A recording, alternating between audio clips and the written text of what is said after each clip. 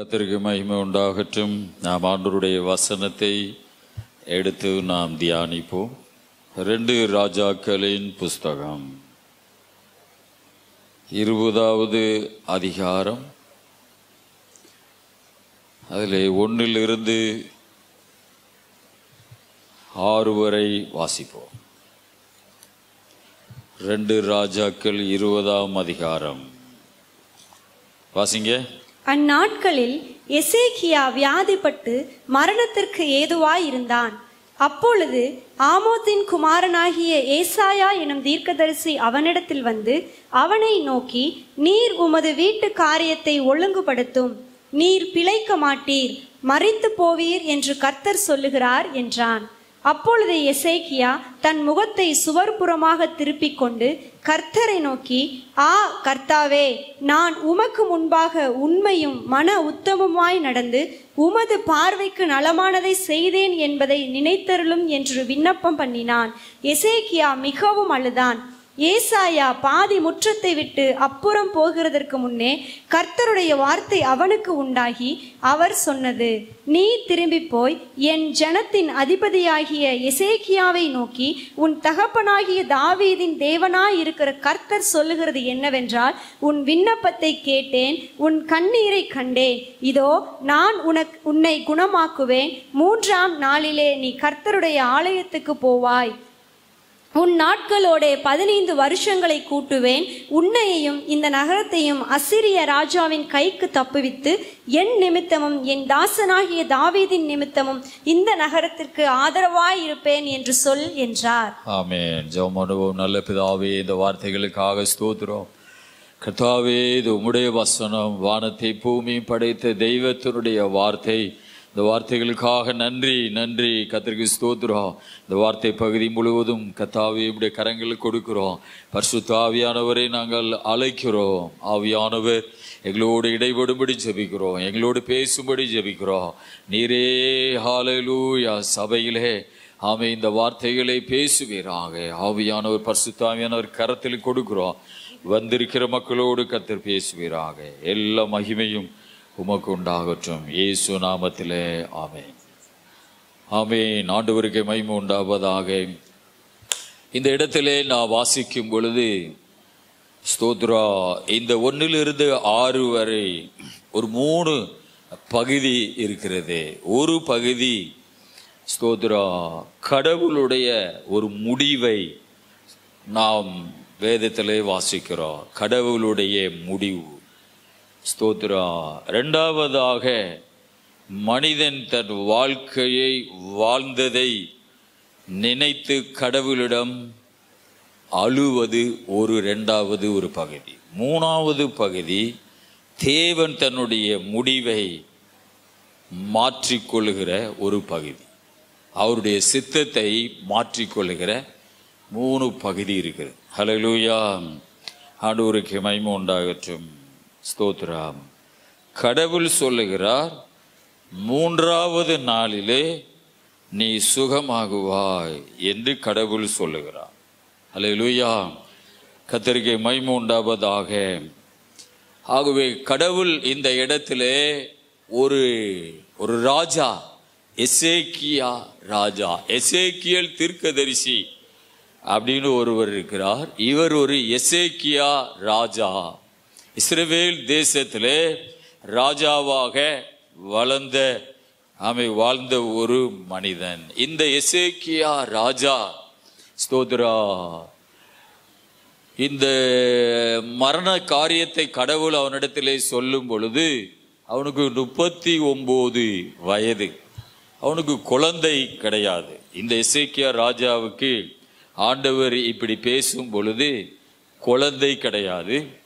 எசேக்கியா என்றால் யெகோவா என் பெலன் என்று அர்த்தம். எசேக்கியா என்றால் யெகோவா என் பெலன் என்று அர்த்தம். எசேக்கியா தீர்க்கதரிசியை பார்த்து, எசேக்கியா ராஜாவை பார்த்து ஸ்தோத்ரா இந்த ஏசாயா தீர்க்கதரிசி வந்து சொல்லுகிறார். ஸ்தோத்ரா 1வது வசனத்திலே, அந்நாட்களில் எசேக்கியா வியாதிப்பட்டு மரணத்துக்கு ஏதுவாய் இருந்தான். அப்பொழுது ஆமோத்சின் குமாரனாகிய ஏசாயா என்னை தீர்க்கதரிசி அவனிடத்திலே வந்து அவனை நோக்கி, நீர் உமது வீட்டு காரியத்தை ஒழுங்குபடுத்தும், பிழைக்க மாட்டீர், மரித்து போவீர் என்று கர்த்தர் சொல்லுகிறார் என்றான். அல்லேலூயா.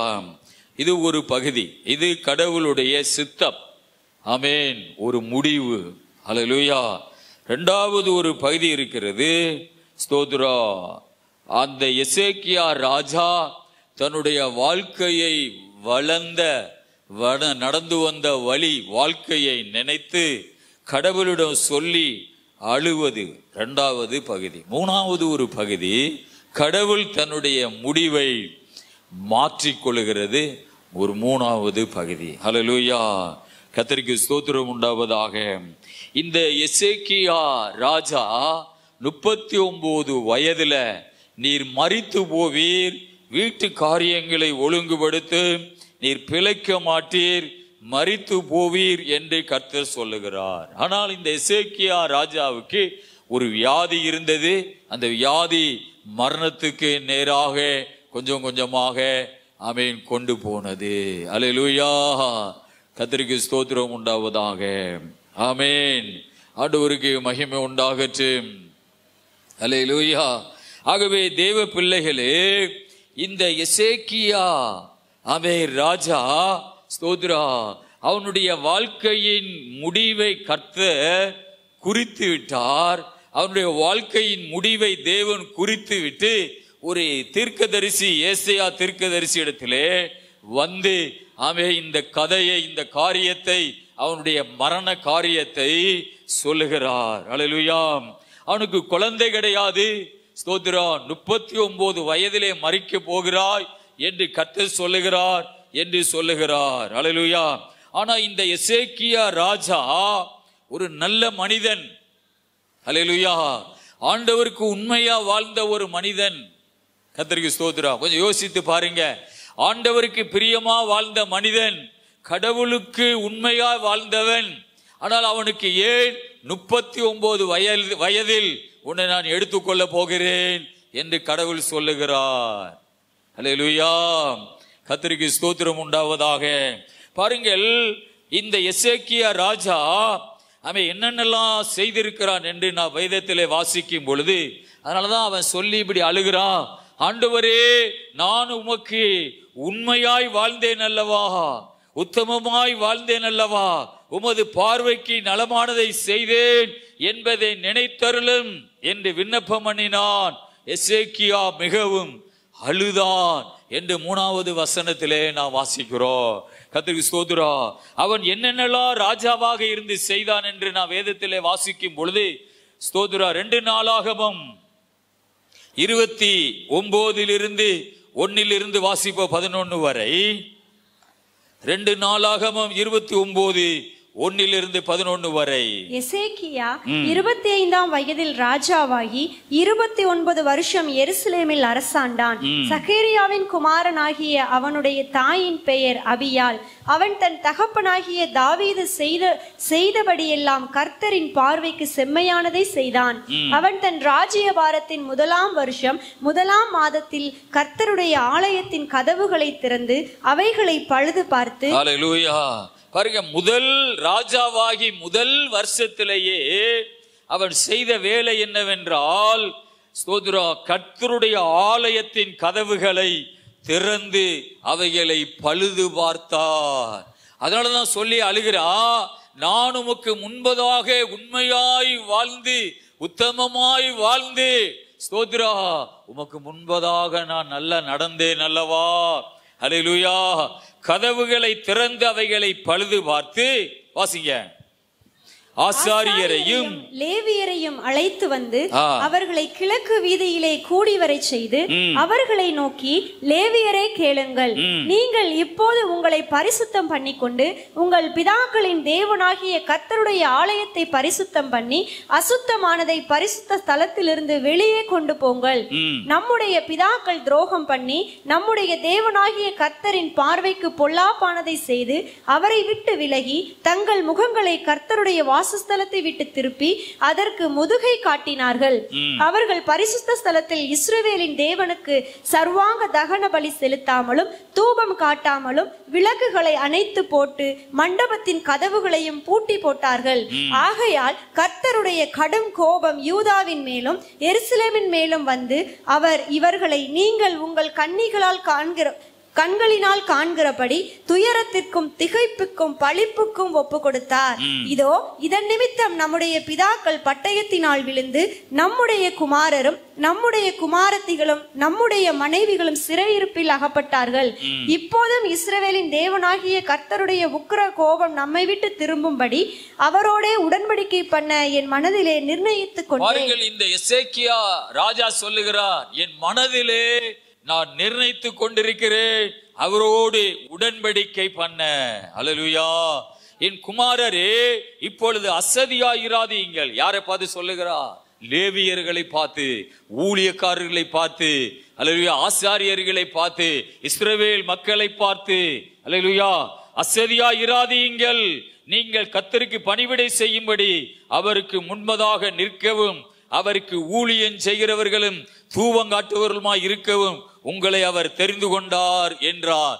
இதுக்கு முன்னே வாழ்ந்த உங்களுடைய வாழ்க்கை, ராஜாவாக வாழ்ந்து இந்த நாடுகளை பாழாக்கி விக்கிரகங்களையும் சிலைகளையும் செய்யும்படி இந்த தேசத்தை கொண்டு போன அந்த ராஜாக்களுடைய கதையெல்லாம் யோசித்து பார்த்து, ஆகவே இவன் தன்னை மாற்றிக் கொள்ளுகிறான்.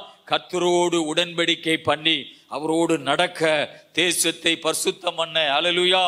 ஆகவே ஆலயத்தை அவன் பழுது பார்த்து லேவியர்களை நியமித்து கர்த்தருடைய ஊழியத்தை செய்ய ஆண்டவரோடு ஒரு உடன்படிக்கை பண்ணுகிறார். 2 ராஜாக்கள் புஸ்தகம் 18வது அதிகாரம் 1-8 வரை வாசிப்போம். 2 ராஜாக்கள் 18ஆம் அதிகாரத்தில் 1-8 வரை. இஸ்ரவேலின் ராஜாவாகிய ஏலாவின் குமாரன் ஓசேயாவின் 3ஆம் வருஷத்திலே ஆகாஸ் என்னும் யூதாவினுடைய ராஜாவின் குமாரனாகிய எசேக்கியா ராஜாவானான். அவன் ராஜாவாகிற போது 25 வயதாயிருந்து எருசலேமிலே 29 வருஷம் அரசாண்டான். சகரியாவின் குமாரத்தியாகிய அவள் தாயின் பெயர் ஆபி. அவன் தன் தகப்பனாகிய தாவீது செய்தபடியெல்லாம் கர்த்தரின் பார்வைக்கு செம்மையானதை செய்தான். அவன் மேடைகளை அகற்றி சிலைகளை தகர்த்து விக்கிரக தோப்புகளை வெட்டி மோசே பண்ணி இருந்த வெண்கல சர்ப்பத்தை உடைத்து போட்டான். அந்நாட்கள் மட்டும் இஸ்ரவேல் புத்திரர் அதற்கு தூபங்காட்டி வந்தார்கள். அதற்கு நிகுஸ்தான் என்று பெயரிட்டார். இந்த எசேக்கியா ராஜா மோசே செய்த அந்த வெண்கல சர்ப்பத்தை இஸ்ரவேல் மக்கள் எல்லாரும் தெய்வமாக எசேக்கியா ராஜா காலவர வணங்கி கொண்டே இருந்திருக்கிறாங்க. ஆகவே இந்த எசேக்கியா ராஜா அந்த வெண்கல சர்ப்பத்தை எடுத்து உடைக்கிறார். அதுக்கு இஸ்ரவேல் மக்கள் ஒரு பெயர் வச்சிருக்காங்க, நிகுஸ்தான். ஹல்லேலூயா. ஆகவே அதை யாரும் கும்பிடக்கூடாது என்று அந்த வெண்கல சர்ப்பத்தை எடுத்து உடைத்து கீழே தூக்கி வீசிட்டா.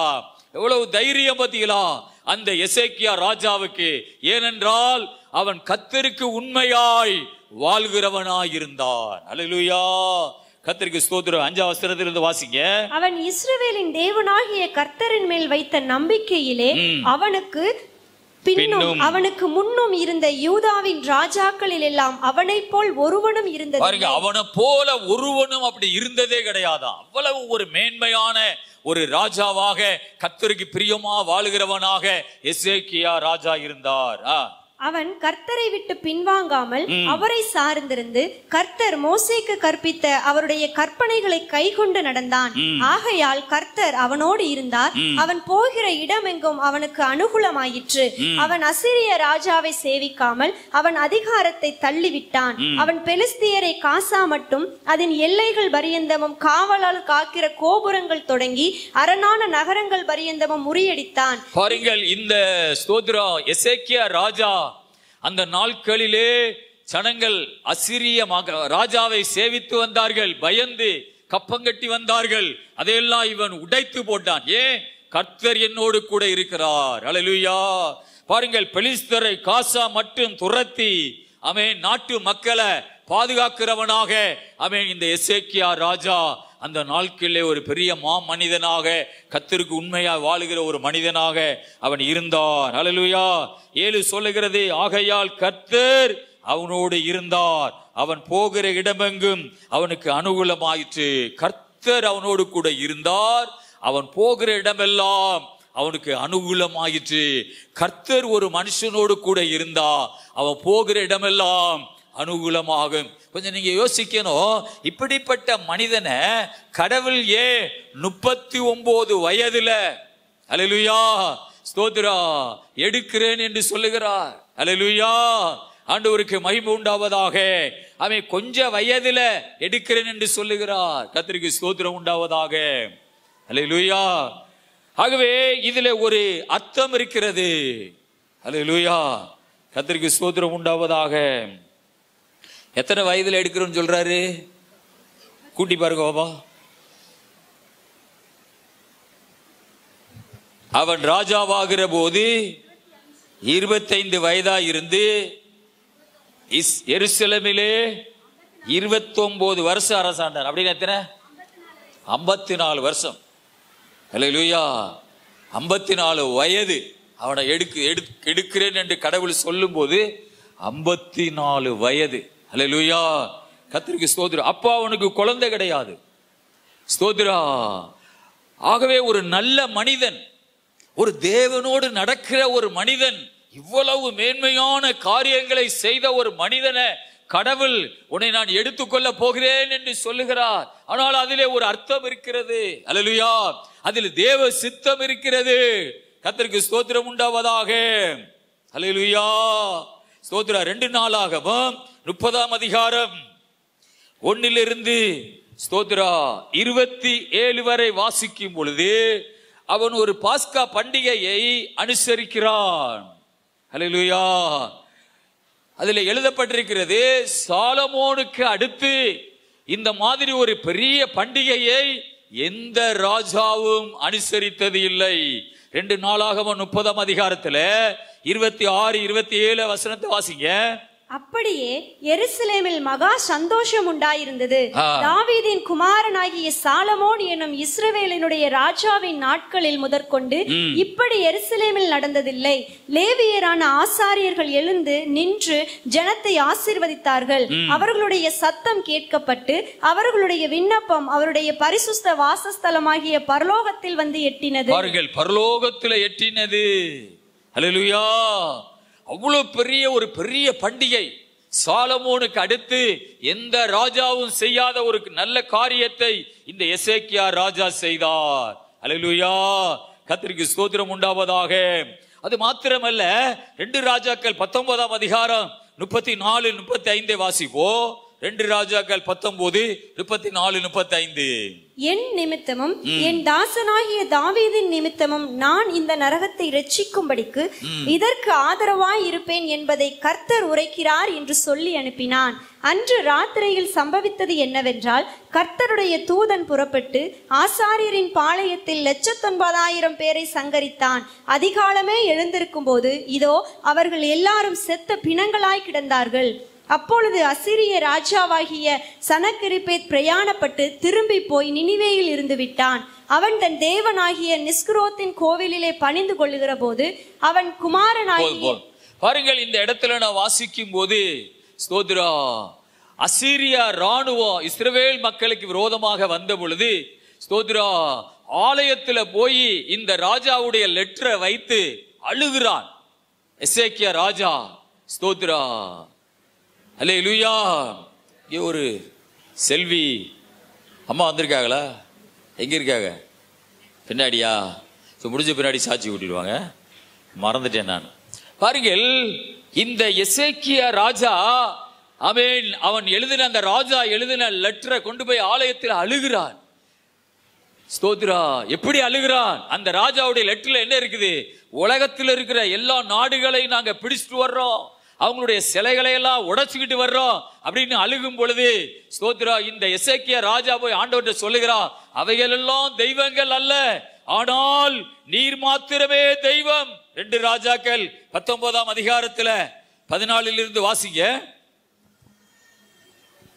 எசேக்கியா ஸ்தானாதிபதிகளின் கையிலிருந்து நிருபத்தை வாங்கி வாசித்த பின்பு அவன் கர்த்தரின் ஆலயத்திற்கு போய் அதை கர்த்தருக்கு முன்பாக விரித்து கர்த்தரை நோக்கி, கேருபீன்களின் மத்தியில் வாசம் பண்ணுகிற இஸ்ரவேலின் தேவனாகிய கர்த்தாவே, நீர் ஒருவரே பூமியின் ராஜ்யங்களுக்கெல்லாம் தேவனானவர். நீர் வானத்தையும் பூமியையும் உண்டாக்கினீர். கர்த்தாவே, உமது செவியை சாய்த்து கேளும். கர்த்தாவே, நீர் உமது கண்களை திறந்து பாரும். சனகரிப் ஜீவனுள்ள தேவனை நிந்திக்கும்படி சொல்லி அனுப்பின வார்த்தைகளை கேளும். கர்த்தாவே, அசிரிய ராஜாக்கள் அந்த ஜாதிகளையும் அவர்கள் தேசத்தையும் நாசமாக்கி அவர்களுடைய தேவர்களை நெருப்பிலே போட்டுவிட்டது மெய்தான். அவைகளை தேவர்கள் அல்லவே, மனுஷர் கை வேலையினால மரமும் கல்லும் தானே. ஆகையால் அவைகளை நீர்த்துளிகளாக்கினார்கள். இப்பொழுதும் எங்கள் தேவனாகிய கர்த்தாவே, நீர் ஒருவனே தேவனாகிய கர்த்தர் என்று பூமியின் ராஜ்யங்கள் எல்லாம் அறியும்படிக்கு எங்களை அவன் கைக்கு நீங்களாக்கி இரட்சியும் என்று விண்ணப்பம் பண்ணினான். அப்பொழுது ஆமோசின் குமாரனாகிய ஏசாயா எசேக்கியாவுக்கு சொல்லி அனுப்பியது, இஸ்ரவேலின் தேவனாகிய கர்த்தர் உரைக்கிறது என்னவென்றால், அசிரிய ராஜாவாகிய சனகரிப் நிமித்தம் நீ என்னை நோக்கி பண்ணின விண்ணப்பத்தை கேட்டேன். அவனை குறித்து கர்த்தர் சொல்லுகிற வசனமாவது, சீயோன் குமாரத்தியாகிய கன்னியாஸ்திரி உன்னை இகழ்ந்து உன்னை பரிகாசம் பண்ணுகிறாள். எருசலேம் குமாரத்தை உன் பின்னாலே தலையை துலுக்குகிறாள். அந்த 34-35 படிங்க, 19ஆம் அதிகாரத்துல. என் நிமித்தமும் என் தாசனாகிய தாவீதின் நிமித்தமும் நான் இந்த நகரத்தை இரட்சிக்கும்படிக்கு இதற்கு ஆதரவாய் இருப்பேன் என்பதை கர்த்தர் உரைக்கிறார் என்று சொல்லி அனுப்பினான். அன்று ராத்திரியிலே சம்பவித்தது என்னவென்றால், கர்த்தருடைய தூதன் புறப்பட்டு அசிரியானின் பாளையத்தில் 1,90,000 பேரை சங்கரித்தான். அதிகாலமே எழுந்திருக்கும் போது இதோ அவர்கள் எல்லாரும் செத்த பிணங்களாய் கிடந்தார்கள். 1,80,000 அசிரிய ராணுவத்தை எசேக்கியா ராஜாவினுடைய ஜெபத்தை கர்த்தர் கேட்டு ஒரே நிமிஷத்துல 1,80,000 ஆமென் ஆர்மி இறந்து கிடந்தார்கள். இந்த ராஜாவுடைய ஜெபத்தை கேட்டு. அல்லேலூயா! எவ்வளவு பெரிய தெய்வ மனிதன் பாருங்க. அல்லேலூயா! இந்த பைபிள்ல அப்படி ஒரு சம்பவங்களை நிறைய இடத்துல நம்ம பார்க்க முடியாது. இந்த எசேக்கியா ராஜா எப்படி அழுகிறான் பாருங்க. எல்லா தெய்வங்களையும் அடிச்சு நொறுக்கி நாடுகளை பிடிச்சிட்டு வர்றது உண்மைதான். அவைகள் எல்லாம் தெய்வங்கள் அல்ல, அவைகள்லாம் மனுஷனுடைய கைவேளைகள். அல்லேலூயா! ஆனா எங்கு நாங்க ஆராதிக்கிற தெய்வம் நீர் ஒரு உயிருள்ள ஒரு தெய்வம். அல்லேலூயா! உம்மை யாரும் பிடிக்க முடியாது, உம்முடைய மக்களை யாரும் அடிக்க முடியாது என்று ஜெபம் பண்ணின பொழுது கர்த்தர் ஒரு தூதனை அனுப்பினாரா. 1,80,000 ஆமென் அசிரிய ராணுவத்தை ஒரு தூதன் ஒரே நிமிஷத்துல அடித்து கொலை செய்தார். அல்லேலூயா! இந்த எசேக்கியா ராஜாவினுடைய ஜெபம், ஆமென், ஆலயத்துல போய் ஜெபம் பண்ணுகிறார் எசேக்கியா ராஜா. இதுதான் அவனுடைய வாழ்க்கையிலே அவன் செய்த நிறைய இன்னும் சின்ன சின்ன காரியமெல்லாம் இருக்குது. நான் கொஞ்சம் பெரிய காரியங்களை மாத்திரம் அவன் குறிச்சிட்டு வந்திருக்கிறேன். அவன் சொல்லுகிறான், அவனை பார்த்து அந்த தீர்க்கதரிசி சொல்லுகிறா, ஏசையா, வீட்டு காரியத்தை ஒழுங்குபடுத்தும், நீர் பிழைக்க மாட்டீர், மரித்து போவீர் என்று கர்த்தர் சொல்லுகிறார். அல்லேலூயா! இப்படி ஒரு மனிதனுக்கு கடவுள் ஏன் கொஞ்ச வயதுல 54 வயதுல ஒரு முடிவை ஏன் கடவுள் கொண்டு வருகிறார்? அதுல ஒரு பாயிண்ட் இருக்கிறது. அல்லேலூயா! கர்த்தருக்கு ஸ்தோத்திரம். பாருங்கள், இந்த வார்த்தையை அவன் கேட்ட உடனே ஸ்தோத்திரம் 20ஆம் அதிகாரத்துல 2 ராஜாக்கள் 20ஆம் அதிகாரம் 2-3 வாசிப்போம்.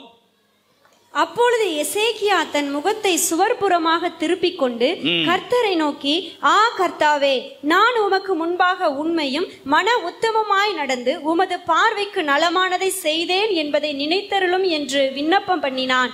எசேக்கியா மிகவும் அழுதான். அல்லேலூயா! இந்த எசேக்கியா ராஜா அவன் ஆண்டவரை பார்த்து பாருங்க, அதுல எழுதியிருக்குது சுவர்புறமாய் முகத்தை திருப்பிக் கொண்டு. அப்படின்னா யாரையும் மனிதர்களை பார்க்காம சுவர் பக்கமா திருப்பிக் கொண்டு கடவுளுக்கும் தனக்கும் ஒரு தொடர்பை வைத்துக் கொண்டு செபிக்கிறார். அல்லேலூயா! ஆ கர்த்தாவே, நான் உமக்கு முன்பதாக உண்மையும் மன உத்தமமாய் நடந்து உமது பார்வைக்கு நலமானவைகளை செய்தேன் என்பதை நினைத்தருளும் என்று விண்ணப்பம் பண்ணினான். எசேக்கியா மிகவும் அழுதான். அல்லேலூயா! கர்த்தருக்கு ஸ்தோத்திரம் உண்டாவதாக. எசேக்கியா மிகவும் அழுதான் என்று வேதத்திலே நான் வாசிக்கிறோம். ஸ்தோத்திரா. பாருங்கள், இவனுடைய வாழ்க்கை வாழ்ந்ததை, அவன் செய்ததை எல்லாம் இந்த எசேக்கியா ராஜா நினைத்து பார்த்து ஆண்டவரிடத்திலே சுகத்துக்காக ஜெபம் பண்ணுகிறார். அல்லேலூயா. ஒரு கணவன் மனைவியும் ஒரு பெரிய ஊழியக்காரரிடத்துல ஜெபிக்க வந்திருந்தாங்களாம். அல்லேலூயா. அவங்க ஒரு பெரிய பணக்காரங்க. ஸ்தோத்திரம். ஒரு பெரிய தொழில் அவன் செய்கிற ஒரு கணவன். ஆனால் மனைவியை கூட்டிகிட்டு வந்தாராம். வந்து ஸ்தோத்திரம் அவங்கள தனியாக பார்க்கணும் பாஸ்டர்னு சொல்லி வந்தாராம். வரும்போது அவர் கொஞ்சம் நேரம் கொடுத்து ஒரு ரூமுக்குள்ளே கூப்பிட்டு ஸ்தோத்திரம் நிறைய நகையெல்லாம் அந்த அம்மா போட்டிருந்ததாம்.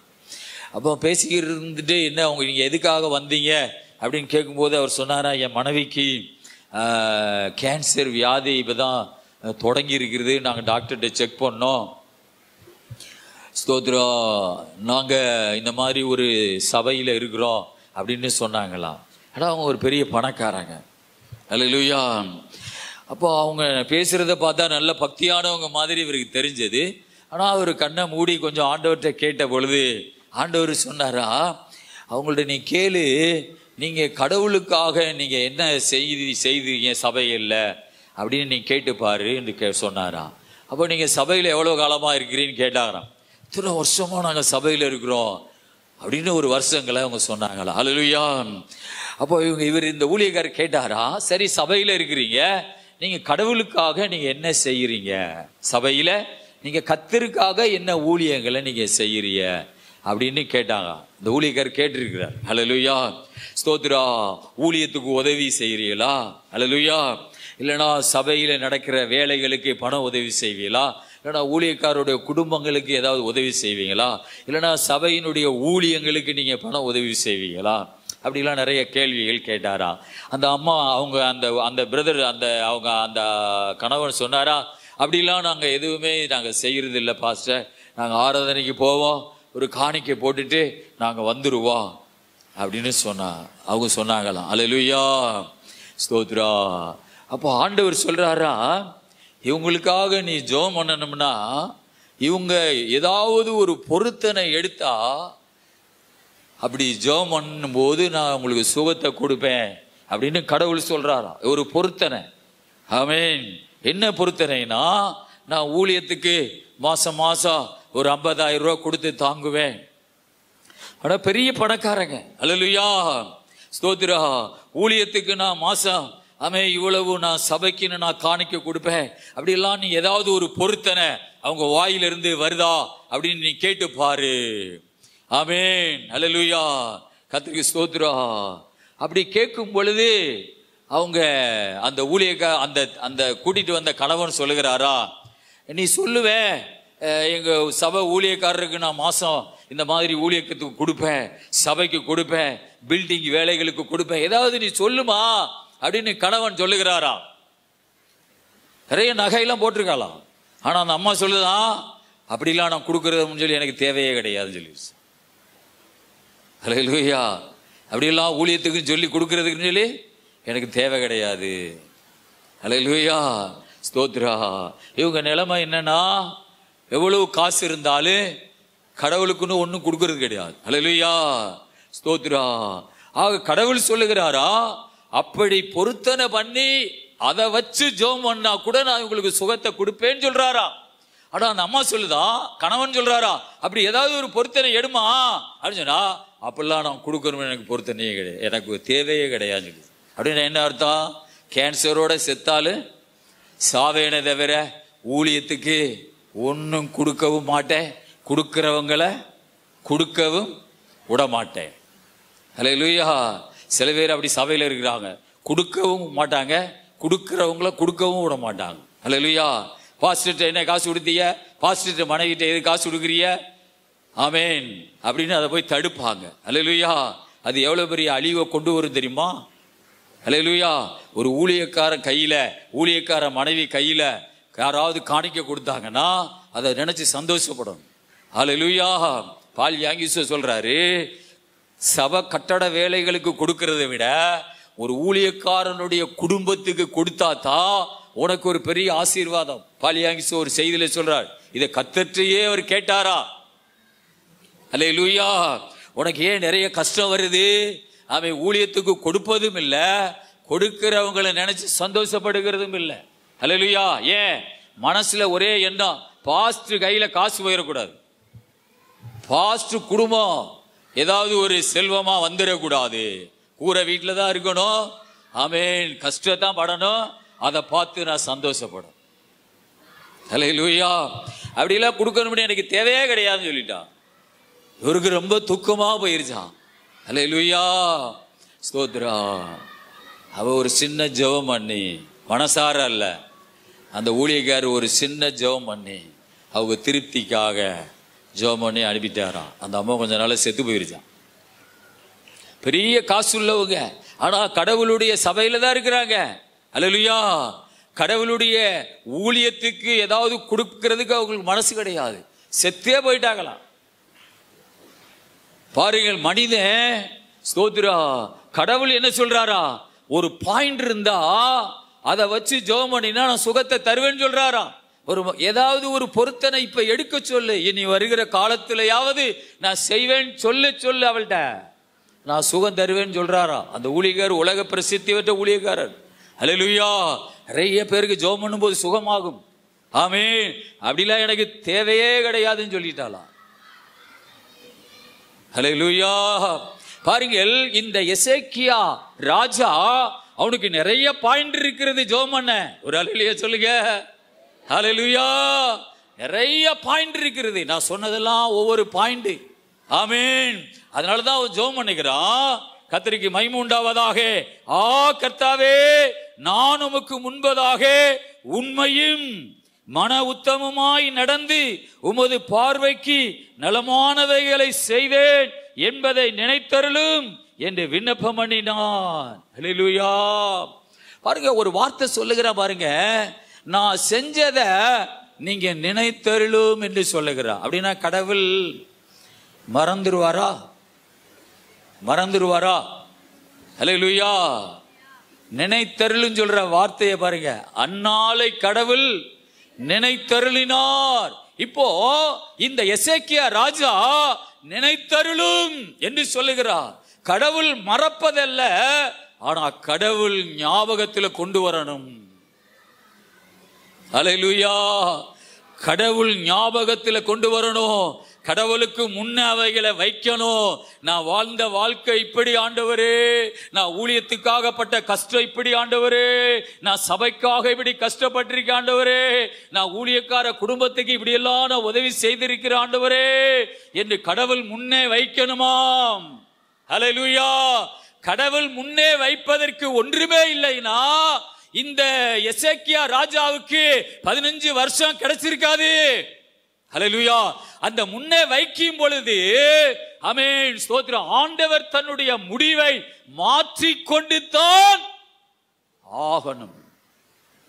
முன்னே வைக்க, அதான் அந்த பணக்கார மனைவிட்ட கேட்கிறா, முன்னே வைக்க ஏதாவது இருக்கா, இல்ல இனிமேலாவது ஒரு பொருத்தனை இருக்கா? அப்படி தேவையே கிடையாது எனக்கு.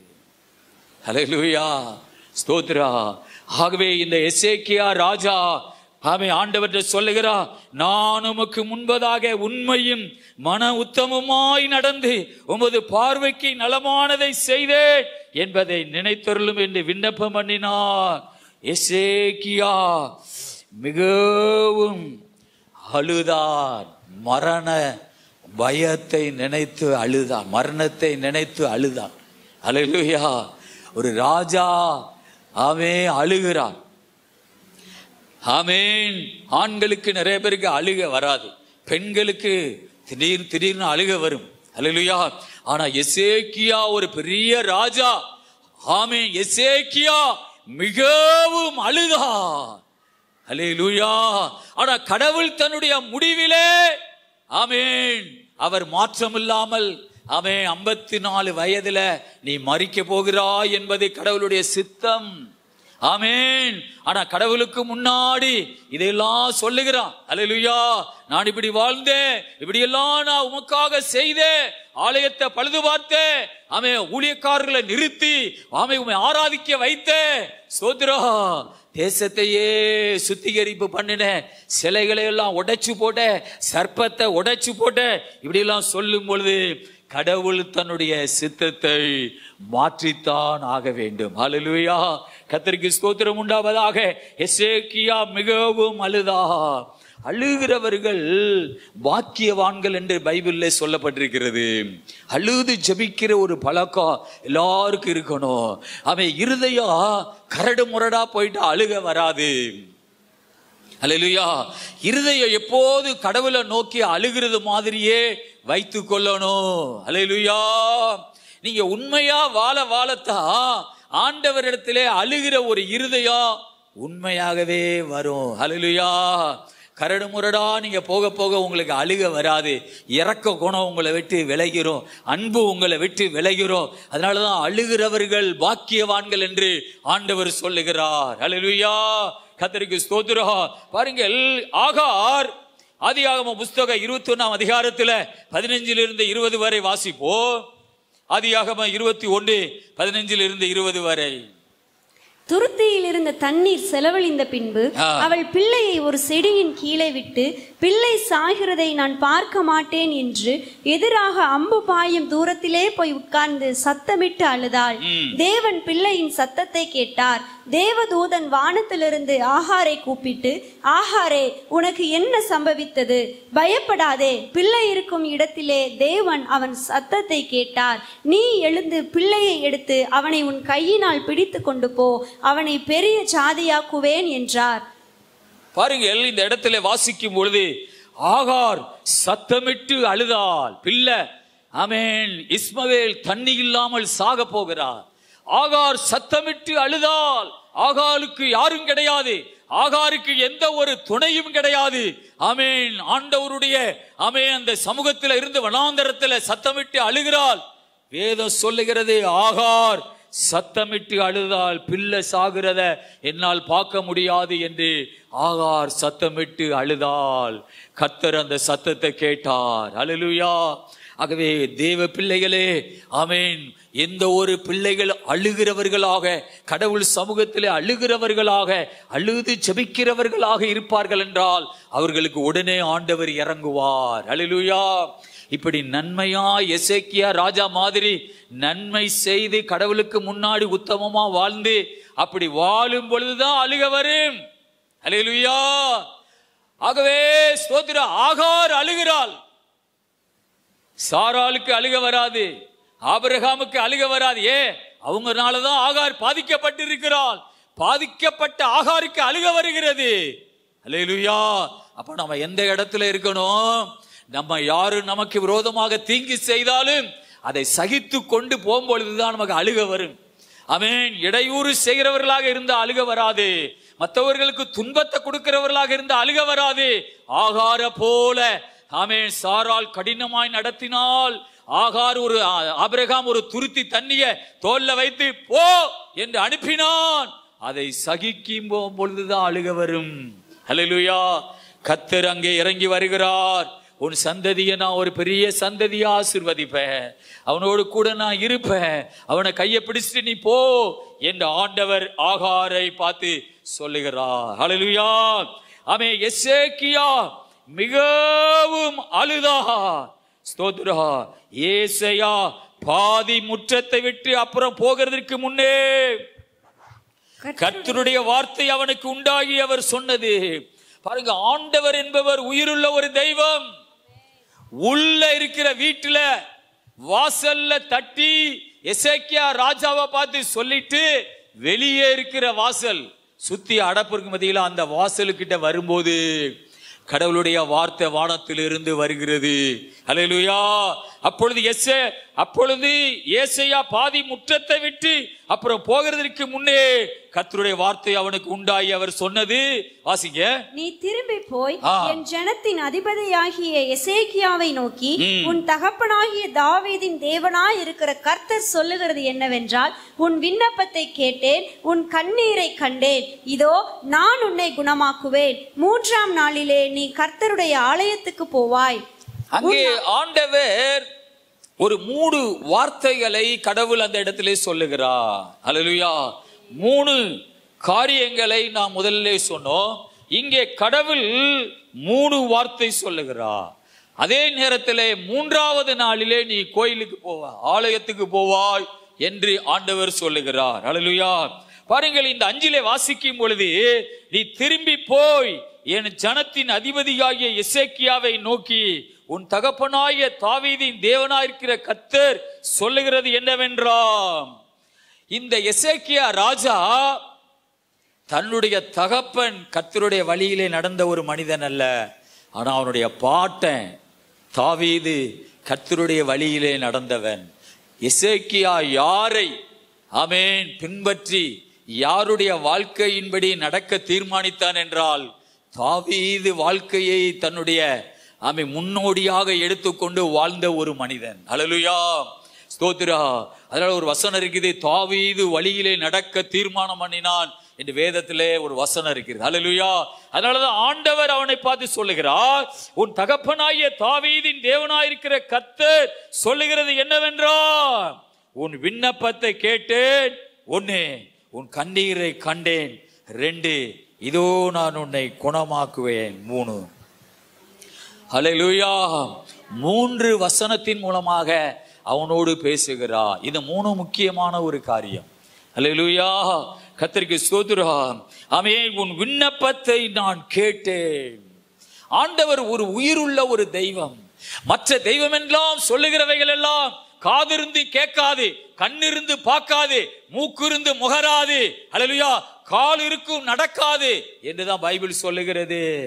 அல்லேலூயா. ஆண்டவர் சொல்லுகிறார், உன்னுடைய விண்ணப்பத்தை நான் காது மூலமாக கேட்டேன். அல்லேலூயா. ஜெபத்தை கேட்கிற ஒரு தேவன் தான் நம்ம ஆராதிக்கிற ஒரு தேவன். அல்லேலூயா. நான் ஒரு 4 நாளைக்கு முன்ன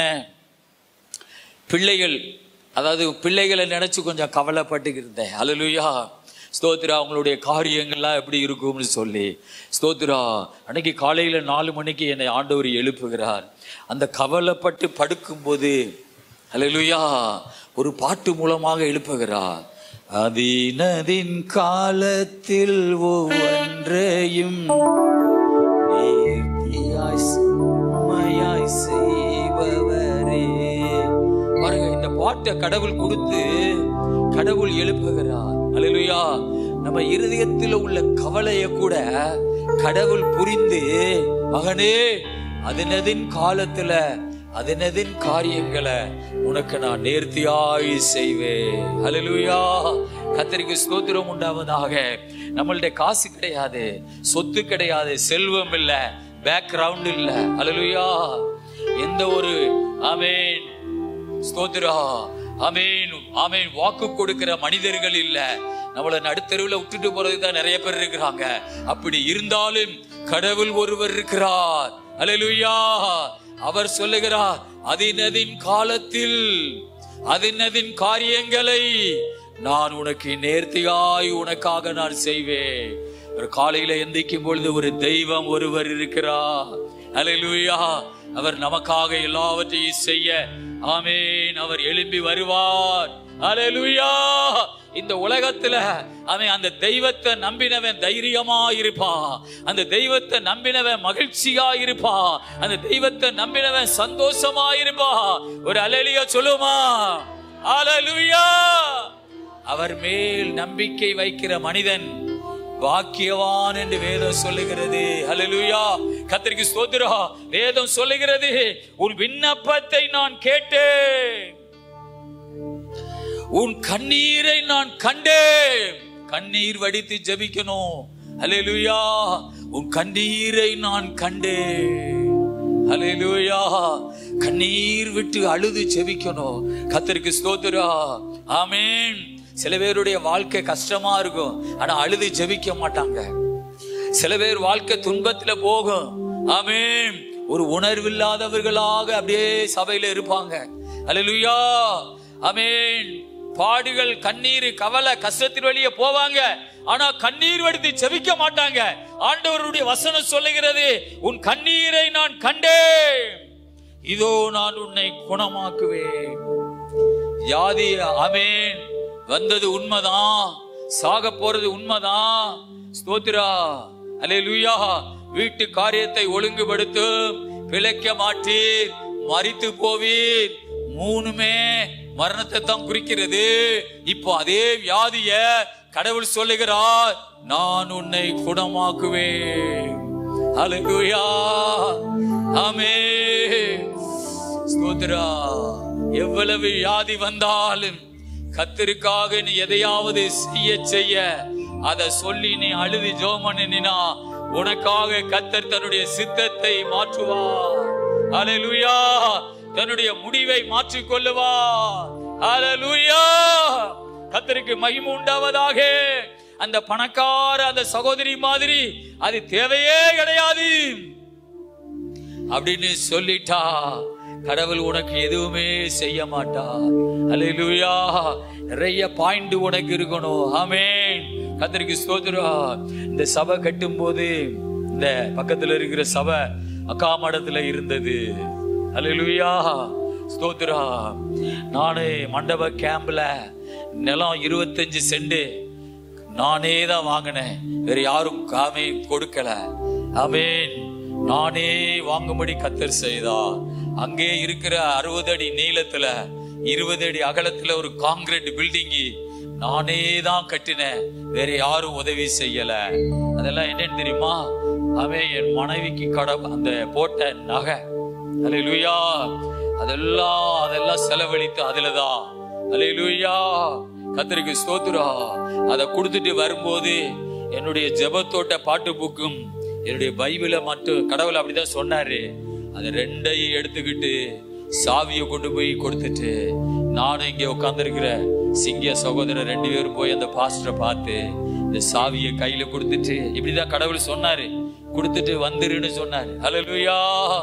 என்னுடைய பைபிள், என்னுடைய பாட்டு புக்கு, 25 சென்ட் நிலம், ஒரு காங்கிரீட் பில்டிங், டாய்லெட் பாத்ரூம் சுத்தி அடைச்சு கரண்ட் எடுத்து கிணறு எடுத்து இவ்வளவும் ஆமென் காணிக்க இல்ல, எங்க மனைவி கொடுத்த கடவுள் கொடுத்த நகை. அல்லேலூயா. ஸ்தோத்திரம். அவ்வளவு பெரிய தியாகத்தை செய்துதான் இந்த இடத்துல வந்திருக்கிறோம். அல்லேலூயா. ஸ்தோத்திரம். அக்கா மடத்துல சபை இருக்கும் போது இந்த இடத்துல செட்டை பிரிச்சு இங்க போடணும், ஆனா ஒரு வழி தெரியல. அல்லேலூயா. ஸ்தோத்திரம். ஆமென். ஆனா ஒரு நாள் ஸ்தோத்திரம் இந்த சர்ச்சை கொடுத்தவங்கள்ட்ட போய் அவன் கொஞ்சம் காசு கேட்பவன்னு சொல்லி நான் நினைச்சேன். அல்லேலூயா. நான் போய் ஒரு 5 லட்சம் ரூபாய் தாங்க, அது இன்றைக்கு 30 லட்சம் ரூபாய்க்கு விற்கும். நான் சொல்லும் போதே எத்தனை வருஷத்துக்கு முன்ன. ஆனா அவங்க அவ்வளவு தரல, ஒரு 2 லட்சம் ரூபாய் தாரோன்னு சொன்னாங்க. அல்லேலூயா. சரின்னு சொல்லி ஒத்துக்கொண்டு அவன் அதை வாங்கி இந்த இடத்துல அதை பிரிச்சு இங்க போடும் சொல்லி ஒரு தீர்மானம் எடுத்தோம். அல்லேலூயா. நம்ம அஜி கல்யாணத்துல அந்த கல்யாணம் நடக்க போகிறது, வேறொரு இடத்துல வச்சு திருமணம் செய்ய போறாங்க. ஆனா இங்கே சர்ச் இருந்தா இங்க நடத்துவோம்னு சொன்னாங்க. ஒரு நாள் அவங்க தாரம் சொன்னவங்க 1 மாசம் ஆச்சு. ஸ்தோத்திரா. தரவே இல்லை. அல்லேலூயா. ஒரு நாள் இந்த ரூமுக்குள்ள உட்கார்ந்து நான் எப்படி எல்லாம் அப்படி வாழ்ந்தேன்னு சொல்லி அழுது செபிக்கிறேன். நான் எப்படி எல்லாம் வாழ்ந்தே ஆண்டவரே உமக்காக. அந்த ஜெபத்துல ஒரு சத்தம் கேட்கிறது, இப்போ போன் பண்ணி உன்னை கூப்பிடுவான். ஹல்லேலூயா. ஜெபத்துல முழங்கால இருக்கும்போது ஒரு சத்தம் கேட்கிறது, இப்போ போன் பண்ணுவான், உன்னை கூப்பிடுவான். முழங்கால தான் இருக்கிறேன், போன் வருது. அந்த பாஸ்டருடைய மகன் வந்து ஒரு 2 லட்சம் ரூபாய் வாங்கிட்டு போங்க. ஹல்லேலூயா. அந்த 2 லட்சம் ரூபாய்க்கு அன்றைக்கு 50 பவுனுக்கு மேல செஞ்சிருக்கலாம். அன்னைக்கு அதான் நகை ரேட்டு. 50 பவுன் நகைக்கு மேல செஞ்சிருக்கலாம். ஹல்லேலூயா. அதை கொண்டு வந்துதான் இந்த செட்டெல்லாம் போட்டு இதை சுத்தி அடைச்சு டாய்லெட் பாத்ரூம் கட்டி கரண்ட் எடுத்து அந்த வேலையெல்லாம் செய்தது. நான் எப்படி ஜெபம் பண்ண தெரியுமா? நான் எப்படியெல்லாம் உமக்காக வாழ்ந்தேன். இப்போ ஒரு சத்தம் வருது, இப்போ போன் பண்ணுவான். ஆண்டவர் ஒரு உயிருள்ள ஒரு தெய்வம் பதிகளா. ஹல்லேலூயா. அவர் பேசுகிற ஒரு தெய்வம். என்னுடைய மனைவி பிள்ளைகளோடு ஒருவர் இருக்கிறார். ஹல்லேலூயா. நாங்கள் யாருக்கு அநியாயம் செய்வதில்லை, யாருக்கு தீமை செய்வதில்லை. நான் யோசிச்சு பார்த்தா உலகத்துல ஒரு மனிதனுக்கு கூட ஒரு தீங்குமே செய்ததில்லை. அப்படி யோசித்ததும் கிடையாது. ஹல்லேலூயா. ஸ்தோத்திரம். ஆமென். இதுவரை அப்படி உண்மையா நானும் என் மனைவி பிள்ளைகளும் வாழ்றோம். என் பிள்ளைகள் தவறு செய்தாலும் அடிப்பேன். என் மனைவிட்ட கெட்ட குணம் இருந்தா திருத்துவேன். ஹல்லேலூயா. ஆமென். ஸ்தோத்திரம். என் பிள்ளைகள் பாவத்தை சம்பாதிக்க கூடாது என்பதில் கவனமா இருப்பேன். ஆக எனக்கு தெரியும். ஆமென். குடும்பமா கர்த்தருக்கு உண்மையா வாழ்கிறோம் என்பது தெரியும். ஹல்லேலூயா. அப்போ ஒரு சத்தம். ஆமென். இப்படி நான் போய் அந்த காசை அவங்க கரெக்டா வச்சிருந்தாங்க, அதை வாங்கிட்டு வந்துதான் ஸ்தோத்திரம் இந்த பழைய செட்டை போட்டு அந்த அதை பிரிச்சு சபை தொடங்கினது. அது தொடங்கும் போதுதான் இப்படி ஒரு மகிமையான ஆலயத்தை கட்டணும் சொல்லி ஆண்டவர் ராயப்பட இருதயத்துல கடவுள் ஏவனது. ஹல்லேலூயா. கர்த்தருக்கு ஸ்தோத்திரம். ஆமென். இப்படி ஒரு மகிமையான ஊழியம் நடக்கிறது. இது என்னுடைய ஆமென் ஒரு பெருசா செஞ்சிட்டோம்ங்கிறது ஒரு எண்ணம் இல்ல. இன்னும் கர்த்தருக்காக ஒரு பெரிய காரியத்தை செய்யணும், இன்னும் ஒரு எழுப்புதல் தேசத்துல வரணும்.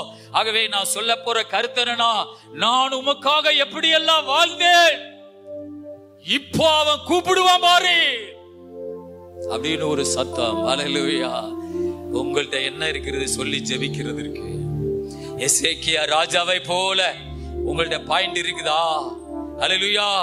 நல்ல காரியங்களை கர்த்தருக்காக செய்திருக்கிறீர்களா? ஹல்லேலூயா. கடவுளுக்கு முன்னாடி ஞாபகத்துல கொண்டு வர, கடவுளுக்கு முன்னாடி அவருடைய ஞாபகத்துல கொண்டு வருவதற்கு ஏதாவது உங்க வாழ்க்கையில இருக்கா? உமக்கு முன்பதாக நான் எப்படி எல்லாம் வாழ்ந்தேன் நடந்தேன் என்று எசேக்கியா ராஜா சொல்லுகிறார். கர்த்தருக்கு மகிமை உண்டாவதாக. ஸ்தோத்திரா. பாருங்கள், ஆண்டவர் மூணாவது பகுதி, ஆண்டவர் தன்னுடைய முடிவை மாற்றுகிறார். ஹல்லேலூயா. இங்கதான் நாம ஒரு நிறைய அர்த்தத்துக்குள்ள போகிறோம். கவனமா கேட்கணும். கடவுள் தன்னுடைய முடிவை மாற்றி, ஸ்தோத்திரா, உன் நாட்களோட 15 வருஷங்களை நான் கூட்டுவேன், உன்னையும் இந்த நகரத்தையும் அசிரியா ராஜாவின் கைக்கு தப்புவித்து என் நிமித்தம் என் தாசனாகிய தாவீதின் நிமித்தமும் இந்த நகரத்துக்கு ஆதரவாய் இருப்பேன் என்று சொல் என்றார்.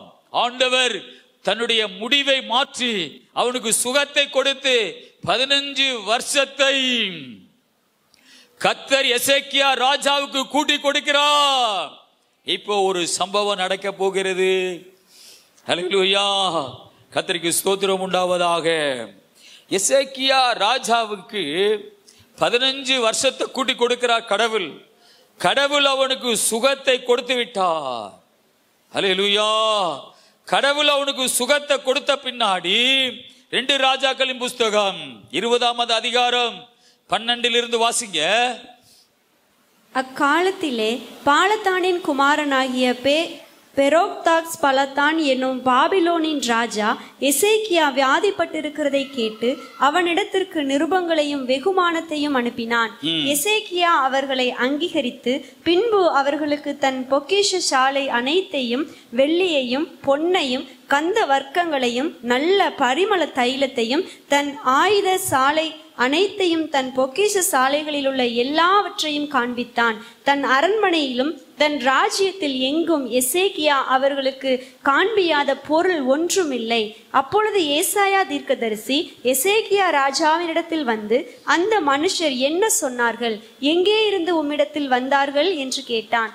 அதற்கு எசேக்கியா, பாபிலோன் எனும் தூர தேசத்திலிருந்து வந்தார்கள் என்றான். அப்பொழுது அவன், உம்முடைய வீட்டில் என்னத்தை பார்ப்பார்கள், பார்த்தார்கள் என்று கேட்டான். அதற்கு எசேக்கியா, என் வீட்டில் உள்ள எல்லாவற்றையும் பார்த்தார்கள், என் பொக்கிஷங்களில் நான் அவர்களுக்கு காண்பியாத பொருள் ஒன்றும் இல்லை என்றான். அப்பொழுது ஏசாயா எசேக்கியாவை நோக்கி, கர்த்தருடைய வார்த்தையை கேளும். இதோ நாட்கள் வரும், அப்பொழுது உமது வீட்டில் உள்ளதிலும் உமது பிதாக்கள் இந்நாள் வரைக்கும் சேர்த்ததிலும் ஒன்றும் மீதியாக வைக்கப்படாமல் எல்லாம் பாபிலோனுக்கு கொண்டு போகப்படும். நீர் பெறப்போகிற உமது சந்தானமாகிய உமது குமாரரிலும் சிலர் பாபிலோன் ராஜாவின் அரண்மனையிலே அரண்மனை வேலைக்காரராய் இருப்பார்கள் என்று கர்த்தர் சொல்லுகிறார் என்றான். அப்பொழுது எசேக்கியா எசாயாவை நோக்கி, நீர் சொன்ன கர்த்தருடைய வார்த்தை நல்லதுதான் என்று சொல்லி என் நாட்களிலாவது சமாதானமும் உண்மையும் இருக்குமே என்றான். எசேக்கியாவின் மற்ற வர்த்தமானங்களும் அவனுடைய எல்லா வல்லமையும், அவன் ஒரு குளத்தையும் சாலவத்தையும் உண்டாக்கினர், ஆனால் தண்ணீரை நகரத்திற்குள்ளே வர பண்ணினதும் யூதாவினுடைய ராஜாக்களின் நாளாகம புஸ்தகத்தில் அல்லவோ எழுதியிருக்கிறது. எசேக்கியா தன் பிதாக்களோட நித்திரை அடைந்த பின்பு அவன் குமாரனாகிய மனாசே அவன் ஸ்தானத்தில் ராஜாவாய் இருந்தான். இந்த இடத்துல எழுதப்பட்டிருக்கிறது, ஸ்தோத்திரா, பாபிலோன் பிரதானிகள், ராஜாவுடைய பிரதானிகள் தேசத்திலே வரும்பொழுது அந்த தேசத்துல இருக்கிற எல்லா ஆயுதங்களையும் பொக்கிஷங்களையும் இன்னும் கந்த வர்க்கங்களை எல்லாம் இல்லாத செல்வத்தையும் திறந்து எசேக்கியா ராஜா காட்டுகிறார். அல்லேலூயா. இது எதை குறிக்கிறது என்றால் ஒரு பெருமையை குறிக்கிறது. அல்லேலூயா. கர்த்தருக்கு ஸ்தோத்திரம் உண்டாவதாக. ஒரு அம்மா சாட்சி சொல்லிச்சா, ஒரு பாம்பு எங்க வீட்டுக்குள்ள வந்து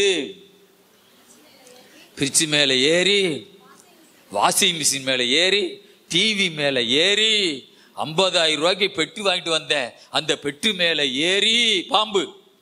அல்லேலூயா. வீட்டில் இருக்கிற எல்லா பொருளையும் சொல்லியாச்சு, பாம்பு கதையை வச்சு. அல்லேலூயா. அவன் ஏசி மேல ஏறி ஏசிக்குள்ள போய் அப்படின்னு எல்லாத்தையும் சொல்லியாச்சு அந்த அம்மா. ஸ்தோத்திரா. இப்ப இந்த எசேக்கியா ராஜா தன்னுடைய அரண்மனையில தன்னுடைய நாட்டில் இருந்த எல்லா செல்வத்தையும் இந்த பாபிலோன் ஸ்தானாதிபதிகள் இடத்திலே திறந்து காட்டிட்டா. இது ஒரு பெருமையை குறிக்கிறது. இதுக்கு முன்னே அந்த பெருமை வரல. இந்த 15 வருஷம் கூட்டி கொடுத்த பின்னாடிதான் அந்த பெருமை வருகிறது. இப்போ அந்த தீர்க்கதரிசி ஏசாயா சொல்லுகிறா, இங்கே இருக்கிற எல்லா செல்வமும் ஒரு நாள் பாபிலோனுக்கு கொள்ளையடிக்கப்பட்டு போய்விடும். நீ பெற்றெடுக்க போற உன் பிள்ளைகளும் அங்கே அடிமையாக சிறையிருப்பிலே போவார்கள். அவர் சொல்றான், நல்லது தானே, என் காலத்திலேயாவது நான் சமாதானமா இருப்பேன். அப்படின்னா என்ன அர்த்தம்? தன் பிள்ளைகள் அழிந்தாலும் பரவாயில்லை, நான் நல்லா இருந்தா போதும். எந்த காலத்துல இந்த என்ன வருகிறது? இந்த 15 வருஷம் கூட்டி கொடுத்த பின்னாடிதான் வருகிறது. அல்லேலூயா. அதனாலதான் ஆண்டவர், நீ நல்லா இருக்கும் போதே உன்னைய கடவுள் எடுத்துக்கொள்ளலாம் என்று கடவுள் எசேக்கியா ராஜாவிடத்திலே அவன் அந்த வாழ்க்கையின் முடிவை எழுதுகிறார். அல்லேலூயா. புரிகிறதா? ஆமென். இப்போ 15 வருஷத்துக்கு பின்னாடி அவனுடைய வாழ்க்கையில பெருமை, எல்லா விதமான சுயநலம், பிள்ளைகள் மேல பாசம் இல்லாதது, எல்லா கெட்ட குணங்களும் அவனுக்குள்ளே வருகிறது. அல்லேலூயா. 2 ராஜாக்களின் புஸ்தகம் 21வது அதிகாரம், இதனை வாசித்து நாம் முடிக்க போகிறோம். 2 ராஜாக்களின் புஸ்தகம் 21:1 ஆமேன் கடைசி வரை வாசிப்போம். மனாசே ராஜாவாய் இருக்கிற போது 12 வயதாய் இருந்து 55 வருஷம் எருசலேமில் அரசாண்டான்.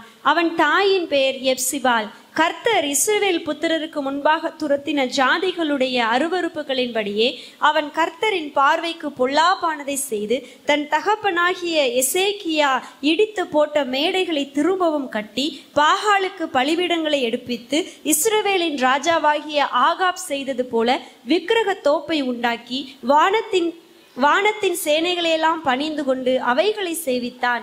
எருசலேமிலே என் நாமத்தை விளங்க பண்ணுவேன் என்று கர்த்தர் சொல்லி குறித்த கர்த்தருடைய ஆலயத்திலே அவன் பலிபீடங்களை கட்டி கர்த்தருடைய ஆலயத்தின் 2 பிரகாரங்களிலும் வானத்தின் சேனைகளுக்கெல்லாம் பலிபீடங்களை கட்டி தன் குமாரனை தீ மிதிக்க பண்ணி நாள் பார்க்கிறவனும் நிமித்தம் பார்க்கிறவனும் நிமித்தம் பார்க்கிறவனுமாய் இருந்து அஞ்சனம் பார்க்கிறவர்களையும் குறி சொல்லுகிறவர்களையும் வைத்து கர்த்தருக்கு கோபம் உண்டாக அவர் பார்வைக்கு பொல்லாப்பானதை மிகுதியாய் செய்தான். இந்த ஆலயத்திலும் நான் இஸ்ரவேலின் சகல கோத்திரங்களிலும் இருந்து தெரிந்து கொண்ட எருசலேமிலும் என் நாமத்தை என்றென்றைக்கும் விளங்க பண்ணுவேன் என்று கர்த்தர் தாவீதோடும் அவன் குமாரனாகிய சாலமோனோடும் சொல்லி குறித்த ஆலயத்தில் அவன் பண்ணின தோப்பு விக்கிரகத்தை வைத்தான். நான் அவர்களுக்கு கற்பித்த எல்லாவற்றின்படியையும் என் தாசனாகிய மோசே அவர்களுக்கு கற்பித்த எல்லா நியாய பிரமாணத்தின்படியையும் செய்ய ஜாக்கிரதையாய் இருந்தார்களே. ஆனால் நான் இனி இஸ்ரவேலின் காலை அவர்கள் பிதாக்களுக்கு கொடுத்த தேசத்தை விட்டு அலைய பண்ணுவதில்லை என்று சொல்லியிருந்தார். ஆனாலும் அவர்கள் கேளாதே போனார்கள். கர்த்தர் இஸ்ரவேல் புத்திரருக்கு முன்பாக அழித்த ஜாதிகள் செய்த பொல்லாப்பை பார்க்கிலும் அதிகமாய் செய்ய மனாசே அவர்களை ஏவி விட்டான். ஆகையால் கர்த்தர் தீர்க்கதரிசிகளாகிய தம்முடைய ஊழியக்காரரை கொண்டு உரைத்தது, யூதாவின் ராஜாவாகிய மனாசே தனக்கு முன்னிருந்த எமோரியர் செய்த எல்லாவற்றை பார்க்கிலும் கேடாக இந்த அருவருப்புகளை செய்து தன் நரகலான விக்கிரகங்களால் யூதாவையும் பாவம் செய்ய பண்ணினபடியால் இஸ்ரவேலின் தேவனாகிய கர்த்தர் சொல்லுகிறது என்னவென்றால், இதோ கேட்க போகிற யாவருடைய 2 காதுகளிலும் அது தொனித்துக் கொண்டிருக்கும்படியான பொல்லாப்பை நான் எருசலேமின் மேலும் யூதாவின் மேலும் வரப்பண்ணி எருசலேமின் மேல் சவாரியா மாட்டு நூலையும் மட்ட நூலையும் ஆகாப் வீட்டின் தூக்கு நூலையும் பிடிப்பேன். ஒருவன் ஒரு தாளத்தை துடைத்து பின்பு அதை கவிழ்த்து வைக்கிறது போல எருசலேமை துடைத்து பாருங்கள். நிறைய வசனம் இருக்குது, நீங்க வாசித்து பாருங்க. இந்த பழைய ஏற்பாட்டு காலத்துல ஸ்தோத்ரா மோசமான ராஜாக்களை விட ரொம்ப மோசமா வாழ்ந்தது இந்த எசேக்கியாவுடைய மகன் மனாசேன்னு சொன்னா 2 மனாசே இருக்கிறது. ஸ்தோத்ரா யோசேப்புடைய பிள்ளைகள் எப்ராயிம் மனாசே. அவன் இந்த மனாசே எசேக்கியா ராஜாவுடைய மகன். அல்லேலூயா. 12 வயதுல இந்த மனாசே ராஜாவாகிறான். அப்படின்னா இந்த 15 வயது கூட்டி கொடுத்ததுல ஸ்தோத்ரா 3 வருஷம் கழிச்சு இந்த எசேக்கியா இந்த மனாசே பிறந்திருக்கிறான். 12 வயதுல ராஜாவாகிறான் மனாசே. அவன் தான் தீ மிதிக்க பண்ணின முதல் ஆள். அவன் இஸ்ரவேல் மக்களை தீய மிதிக்க பண்ணின அந்த மாதிரி ஒரு காரியங்களை கொண்டு வந்தது மனாசே. அல்லேலூயா. பயங்கரமாக கடவுளுக்கு விரோதமாக பாவங்களையும் கடவுளை கோபப்படுத்துகிற செயல்களையும் சிலைகளையும் விக்கிரகங்களையும் எங்க எருசலேம் ஆலயத்துக்குள்ளே கொண்டு வச்சு பயங்கரமா கடவுளுக்கு விரோதமா பாவம் செய்த ஒரு மனிதன். கடவுள் இதனாலதான் இந்த எசேக்கியா ராஜாவை ஆமென் எடுத்துக்கொள்ள போறேன் என்று சொல்லியிருப்பாரோ. அல்லேலூயா. ஸ்தோத்ரா. ஆமென். 12 வயதுல மனாசே ராஜாவாகிறான். 15 வருஷம் கூட்டி கொடுக்கிறா. இந்த கூட்டி கொடுத்த 3 வருஷம் கழிச்சு தான் மனாசே பிறக்கிறான். அல்லேலூயா. ஸ்தோத்ரா. ஆகவே கடவுள் ஒரு சித்தத்தை நம்ம வாழ்க்கையில கொண்டு வரும்போது நடப்பதெல்லாம் நன்மைக்கு ஏதுவாகவே கர்த்தர் நமக்கு செய்கிறார். அவர் இறக்கப்பட்டு தன்னுடைய முடிவை மாற்றுகிறார். ஆனாலும் ஆமென் எசேக்கியா அவனுக்கு ஒரு மகன் மூத்தவன் பிறக்கிறான். அவன் எவ்வளவு பெரிய அழிவை இஸ்ரவேல் மக்களுக்கு முன்பதாக கொண்டு வந்து அந்த மக்களை சிலைகளை கும்பிடும்படி. ஸ்தோத்ரா. அடுத்து என்ன நடக்கிறது? எல்லாரும் பாபிலோன் தேசத்துல அடிமையாக கொண்டு போகப்பட்டார்கள். அல்லேலூயா. தேசம் அழிந்தது. அதனாலதான் கடவுள் ஸ்தோத்ரா உனக்கு பிள்ளைகளே இல்லாம நீ மரிச்சு என்னுடைய ராஜ்யத்துக்கு வந்துரு என்று எசேக்கியாவுக்கு ஆண்டவர் 54 வயதுல மரண காரியத்தை சொல்லும் பொழுது அவனுடைய நல்ல காரியங்களை சொல்லி எனக்கு சுகத்தை தாரும் என்று கேட்ட பொழுது ஆண்டவர் அவனுக்கு ஒரு முடிவை மாற்றி 15 வருஷத்தை கூட்டி கொடுக்கிறார். அல்லேலூயா. ஆக தேவன் நம்முடைய வாழ்க்கையிலே நடப்பதெல்லாம் அது நன்மைக்கு ஏதுவாகவே கர்த்தர் செய்கிறார். அல்லேலூயா. எவ்வளவு பெரிய மக்களுக்கு அழிவையும் ஆமென் விக்கிரகத்தை கும்பிடுகிற அந்த வழியை கற்றுக் கொடுக்கிறவனாக கடவுளை கோபப்படுத்தி இஸ்ரவேல் தேசத்தை அழிக்கும்படி கடவுளை ஏவி விடுகிறவனாக இந்த மனாசே இருந்தான். அல்லேலூயா.